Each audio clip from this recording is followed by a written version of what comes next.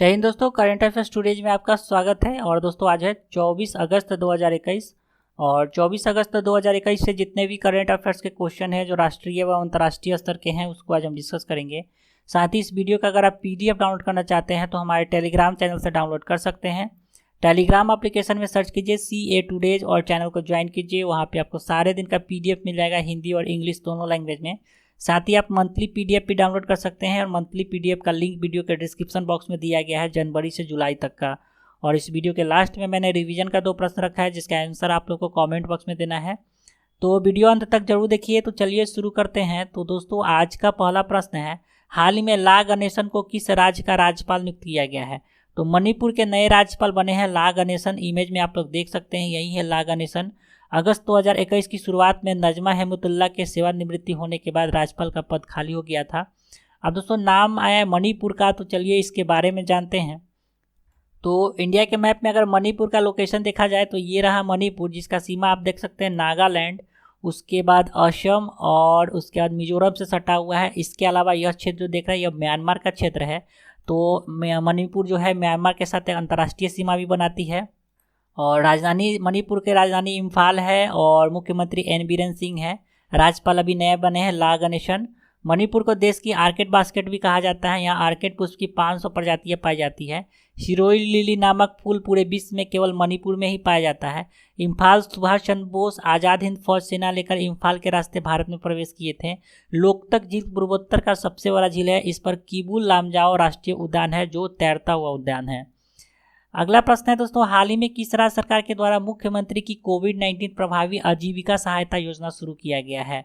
तो यह भी दोस्तों मणिपुर के द्वारा शुरू किया गया है। ये ऑप्शन इसका सही हो गया। उन लोगों को सहायता प्रदान, यह जो योजना है उन लोगों को सहायता प्रदान करेगा जो कोविड-19 महामारी से बुरी तरह प्रभावित हुए हैं। इस योजना का शुभारंभ मुख्यमंत्री एन बीरेन सिंह ने इम्फाल में किया है।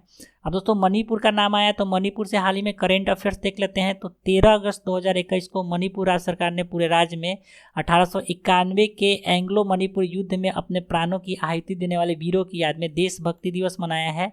राज्यपाल गंगा प्रसाद चौरसिया ने इम्फाल के वीर टिकेंद्रजीत पार्क में निर्वासित शहीदों को समर्पित स्मारक परिसर का उद्घाटन किया है। उसके बाद दोस्तों केंद्रीय सड़क परिवहन और राजमार्ग मंत्री नितिन गडकरी ने मणिपुर में 16 राष्ट्रीय राजमार्ग परियोजना का उद्घाटन और शिलान्यास किया है। इस परियोजना की अनुमानित लागत 4118 करोड़ रुपया है और इसकी कुल लंबाई 298 किलोमीटर है। मणिपुर के मुख्यमंत्री ने ओलंपिक में स्वर्ण पदक विजेताओं को 1.2 यानी 1 करोड़ 20 लाख रुपया, रजत पदक विजेताओं को 1 करोड़ रुपया और कांस्य पदक विजेताओं को 75 लाख रुपया नगद पुरस्कार देने की घोषणा की थी। मणिपुर के मुख्यमंत्री वीरेन सिंह ने होम आइसोलेशन रोगियों के लिए Manipur home isolation management mobile application, जिसको शॉर्ट में MAHIM कहा जाता है, लॉन्च किया है। हाल ही में मणिपुर सरकार ने ऑनलाइन सब्जी खरीदने के लिए MOMA market mobile application launch किया है। MOMA का फुल फॉर्म हो गया मणिपुर ऑर्गेनाइजेशन मिशन एजेंसी। हाल ही में मणिपुर वन धन विकास योजना के लिए मॉडल राज्य बना है। नेक्स्ट है, हाल ही में अंतर्राष्ट्रीय सैन्य तकनीक फोरम आर्मी 2021 का आयोजन कहाँ किया गया है? तो यह दोस्तों मास्को में किया गया है। ये ऑप्शन सही हो गया। भारत ने मास्को क्षेत्र में अंतर्राष्ट्रीय सैन्य तकनीकी फोरम आर्मी 2021 में स्वदेश निर्मित लड़ाकू विमान LCA Tejas, anti tank guided missile, Arjun main battle tank को पेश किया है। DRDO रक्षा मंत्रालय की अनुसंधान और विकास शाखा 22 से 28 अगस्त 2021 तक कुबिंका मॉस्को में अंतर्राष्ट्रीय सैन्य तकनीकी फोरम आर्मी 2021 में भाग ले रही है।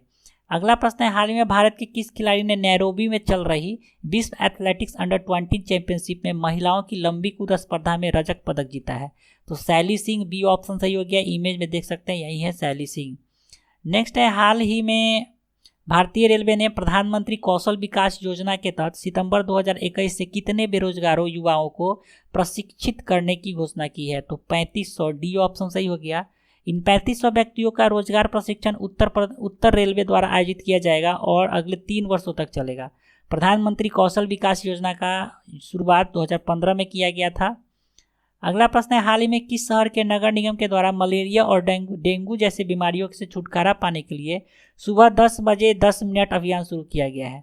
तो सुबह 10 बजे 10 मिनट अभियान शुरू किया गया है ग्रेटर हैदराबाद के द्वारा। बी ऑप्शन सही हो गया। ग्रेटर हैदराबाद नगर निगम ने मलेरिया और डेंगू जैसे बीमारियों से छुटकारा पाने के लिए एक नई पहल की शुरुआत की है। इसने हर रविवार को सुबह 10 बजे 10 मिनट अभियान शुरू किया है। अगला प्रश्न है, हाल ही में दास व्यापार और उनके उन्मूलन के स्मरण के लिए अंतर्राष्ट्रीय दिवस कब मनाया गया है? तो दोस्तों 23 अगस्त को मनाया गया है दास व्यापार और उनके उन्मूलन के लिए स्मरण के लिए अंतर्राष्ट्रीय दिवस। सी ऑप्शन सही हो गया। दिवस से प्रश्न आया तो हाल ही में दिवस जो मनाए गए हैं एक बार नजर डालते हैं। तो 20 अगस्त अक्षय ऊर्जा दिवस, 20 अगस्त को विश्व मच्छर दिवस भी मनाया जाता है, 13 अगस्त विश्व अंगदाता दिवस। हाल ही में प्रधानमंत्री नरेंद्र मोदी के द्वारा 14 अगस्त को विभाजन विभीषिका स्मृति दिवस के रूप में मनाने की घोषणा की गई है, VVI है। 12 अगस्त को मनाया गया अंतर्राष्ट्रीय युवा दिवस। वर्ष 2021 का विषय वस्तु है transforming food system youth innovation for human and planetary health. 12 अगस्त को मनाया गया विश्व हाथी दिवस। 10 अगस्त को मनाया गया विश्व जैव ईंधन दिवस और जिसका विषय वस्तु है बेहतर पर्यावरण के लिए जैव ईंधन को बढ़ावा देना। और 10 अगस्त को मनाया गया है विश्व शेर दिवस। अगला प्रश्न है दोस्तों, हाल ही में उत्तर प्रदेश में गंगा एक्सप्रेसवे निर्माण के लिए किस बैंक के द्वारा 5100 करोड़ रुपए का ऋण हस्तांतरित किया गया है? तो Punjab national bank. D option सही हो गया।